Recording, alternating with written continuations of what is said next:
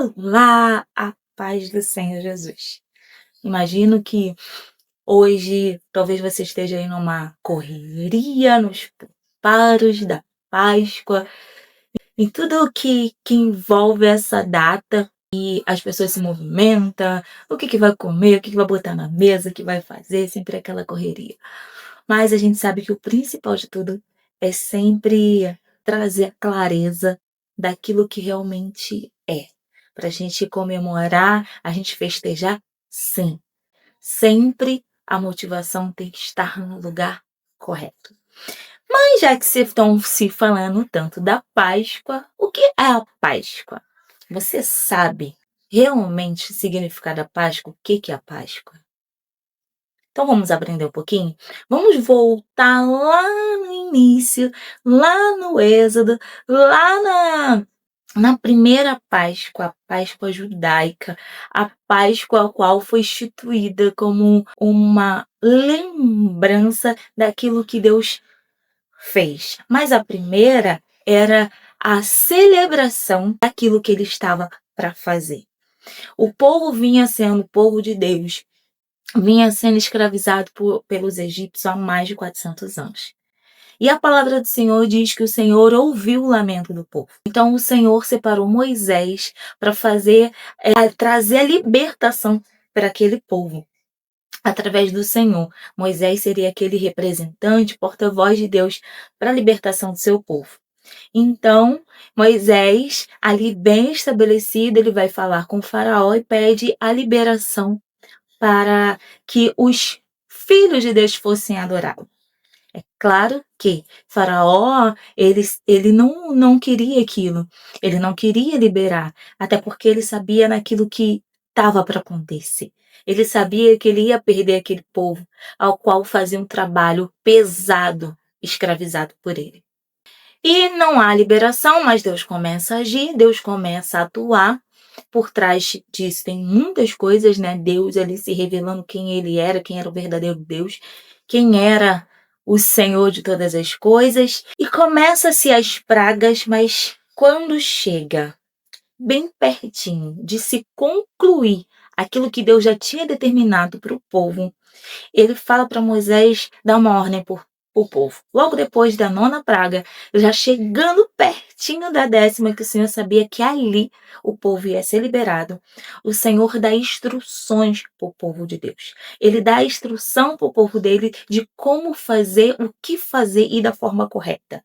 A celebração daquilo que estava por vir.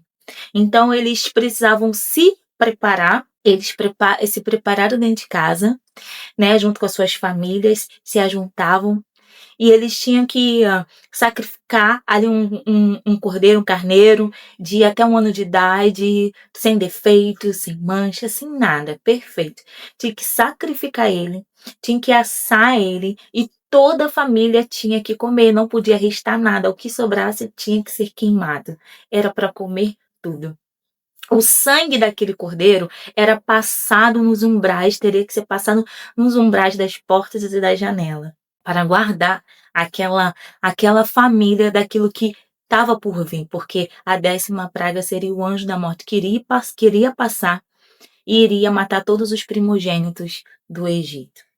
Então, eles preparam tudo aquilo, tem também um simbolismo ali do pão sem fermento, tinha as ervas ali amargas que simbolizavam todo o sofrimento, trazia todo o sofrimento que eles passaram como escravo. Então tinha toda uma simbologia. Só que o detalhe é que eles comemoraram antes do acontecimento. Eles comemoraram, eles celebraram a Páscoa, tudo aconteceu e na manhã seguinte eles já estavam liberados, né? Eles já estavam saindo já com a sua liberdade. Então, a Páscoa simbolizava esse período de libertação do povo das mãos de Faraó.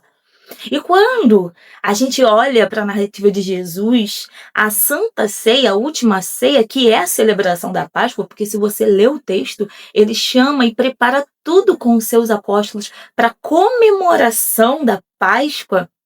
judaica, ele estava ali comemorando, sentou e aproveitou aquele ambiente. E naquele ambiente, naquela ceia, ele já ali estava instituindo a nova aliança, porque agora o cordeiro seria ele. O sangue derramado seria o dele.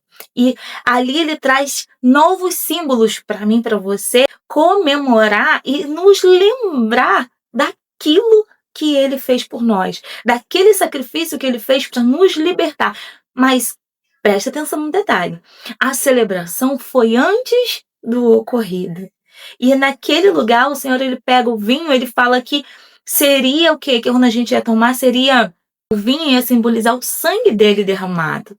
Agora a gente não passa mais no umbral das portas e da janela para ser guardado, porque o próprio Espírito dele, o Espírito Santo que habita em nós, já nos guarda e nos livra de todos os males. E ele fala que o pão simbolizaria a carne dele, que seria ali, né, amassado, seria torturado e ia passar por tudo que passou.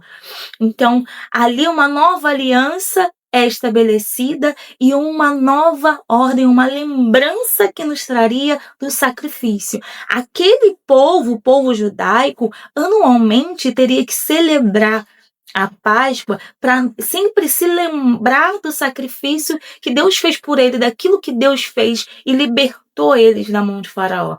E agora nós celebramos a Santa Ceia, dependendo da denominação, uma vez no mês, tem outras que é uma vez no ano, mas de uma forma de se lembrar do sacrifício de Cristo na cruz para nos trazer libertação dos nossos pecados. Agora já não somos mais escravos do pecado, mas nós somos livres para escolher, para decidir, tomar as nossas decisões certas, baseado na palavra, no conhecimento que Jesus nos dá, que ele nos traz. Então, vamos entender aqui o que foi a Páscoa. A Páscoa é uma celebração judaica. Agora, hoje em dia, a gente tem a Santa Ceia do Senhor. Então, a gente até comemora, a gente fala da ressurreição, a gente traz a Páscoa como uma ressurreição, mas a Páscoa, ela nunca foi sobre ressurreição, ela sempre foi sobre a libertação. O que a gente comemora nos domingos é a ressurreição de Cristo. Às sexta, a gente fala normalmente da morte, do sacrifício. A nossa Páscoa, porque Páscoa judaica é a Santa Ceia que celebramos primeiro, na minha denominação, o primeiro domingo do mês. Sempre que ceiamos, né? Sempre que tomamos, né, do cálice, comemos do pão, nós celebramos até que ele venha. E nós sempre, diariamente, temos que nos lembrar, temos que contar, temos que falar do sacrifício de Cristo, da libertação que ele nos trouxe para que outros venham a ser encontrados, outros venham poder celebrar tudo isso. Então, entendidos, né, do que é a Páscoa, a gente sabe que a gente só está comemorando por esses dias, celebrando com o mundo, mas que isso já não faz mais parte de nós, não é dentro da nossa identidade como igreja, como filhos de Deus, porque não faz um sentido para a gente. Não é bíblico eu chegar e falar para você comemorar a Páscoa, mas por que não sentar, relembrar, falar de Jesus? Então, quando você for celebrar com a sua família, celebre de verdade, conte para eles o que foi o sacrifício, por que foi, por que Deus nos libertou. Celebra. Sempre é bom celebrar o que Cristo fez por nós. Sempre é bom falar, trazer. Talvez nisso tudo você pergunta, mas é pecado eu dar chocolate? É pecado eu ganhar chocolate? Não! Você pode fazer isso o ano inteiro. Você pode presentear, você pode ser presenteado com chocolate o ano inteiro, você pode festejar, você pode comer. Mas aproveita o momento, aproveita a celebração do mundo para trazer a mensagem, a maior mensagem das nossas vidas, que é: ele morreu, ele ressuscitou para nos trazer liberdade. Fique com essa palavra, que ela queime no seu coração ao ponto de você compartilhar. Talvez se você trouxer isso à mesa amanhã, contar contar para os seus familiares, estuda um pouco mais sobre esse assunto, vai mais a fundo, conta para eles, porque as pessoas gostam dessas curiosidades. Então você chega e fala assim: você sabe o que que é a Páscoa? Sabe o que que é realmente significado? Sabe o que que a gente comemora hoje não é Páscoa? Isso vai chamar a atenção deles para te ouvir.